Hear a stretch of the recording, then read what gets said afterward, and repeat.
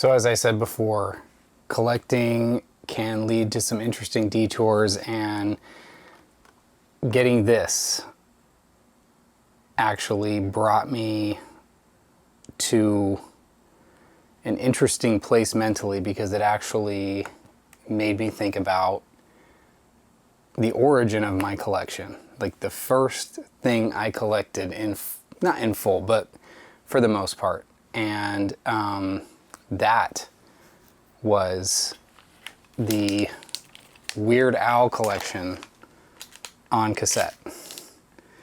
So this was my original collection of music. My very most my most prized items in this world at 7 through 10 years old. These aren't the originals. I had to go find them again because childhood, you're not going to hold on to things. And I think actually at a certain point I felt I had outgrown Weird Al, and so I passed my cassette collection on to a younger friend of mine, a family friend who's like 5 years younger than me. And in recent years, I know that I actually called him up. It's like, do you still have those Weird Al tapes? Because I kind of wanted them back, but it didn't fully connect. I just got the tape player, and I was like, what tapes do I want to listen to? Well, I'll listen to my mixes, I'll listen to my ambient tapes, and then all of a sudden the memory came back of it's kind of the only way I engaged with Weird Al, and I had seen Weird Al records out in the world, and the timing wasn't right. I love the guy. He's got a special place in my heart, but as I always say, shelf space is limited, and I was like, how much am I really going to listen to Weird Al? And at that time, I didn't think it would be a lot. So this came up, and I was like, I think that the only way I really want to listen to Weird Al is on cassette, because it was so much of that original childhood experience. And I wasn't wrong. They say that you can show an Alzheimer's patient music, and it can connect neural pathways that normally would not connect, like memories can come back, or they can remember. And something similar happened when I put Weird Al into my cassette player, put the headphones on, and hit play. I connected to a younger self, and I really, it was really nice. I'm not one for like dwelling in childhood too much. Like I'm nostalgic, but I don't really like pine for being a kid or like doing things that I did when I was a kid. But this really, I think, scratched an itch of that kind of thing. So we'll get into it. Let's just go down the line. We've got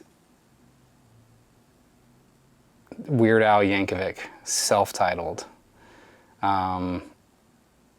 Definitely, I think I didn't start here. This was probably like the third or fourth tape I got from him as a kid. And then we got in 3D, Dare to Be Stupid.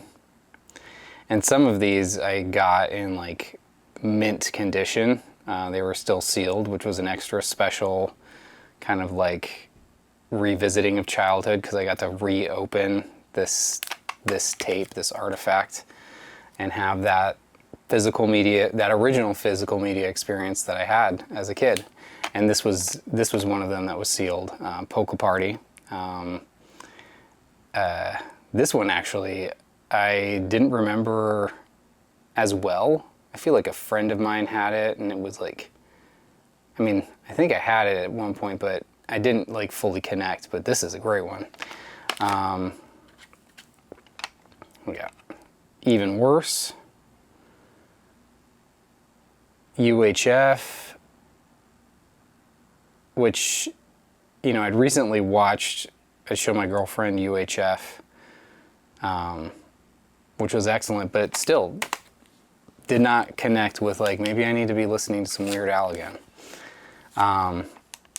Off the Deep End, which was heavy rotation for me as a kid. Classic. And, you know, Weird Al really informed so much of my taste because I would get into the band, like Nirvana. I was like, you know, it's because of Weird Al and a lot of other things. This is actually a compilation, and if I didn't, I mean, it's redundant, like there's nothing unique on here other than the fact that it's all the food songs, but this was one of the first ones I bought myself. I remember, I mean, it's a very vivid memory. The music store I bought it from, the shelf I pulled it down from, I think I bought it with my own money at the time. And here we go, we got Alapalooza, the very first one I bought. Village Music in Big Bear City, not Big Bear City, Big Bear Lake. And yeah, I remember buying this and like opening it and smelling the artwork because Village Music was run by a bunch of like stoner bikers, so they had incense going in the store all the time, and I just remember like the insert smelling so good.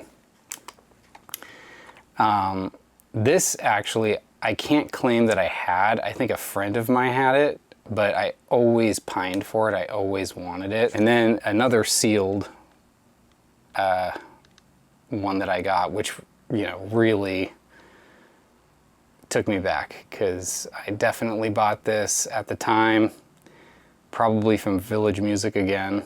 And yeah. And then lastly, we've got Running with Scissors. And I think I actually had bought this originally on CD. I think this was the first Weird Al CD that I bought, but I was like, you know what? I think this era of Weird Al, I think it all needs to be on cassette tape. For the cassette player and my headphones, first of all. And secondly, you know, it just sort of defines a moment in time for me and my collection. So I would like you to witness, and please don't topple over on me, but this is my collection's origin story. Hold on. There we go. We got it. This is the origin. This is where it all started. And oddly, when I did get these, I felt a real sense of satisfaction. Like in a way, it felt like my my collection was kind of complete.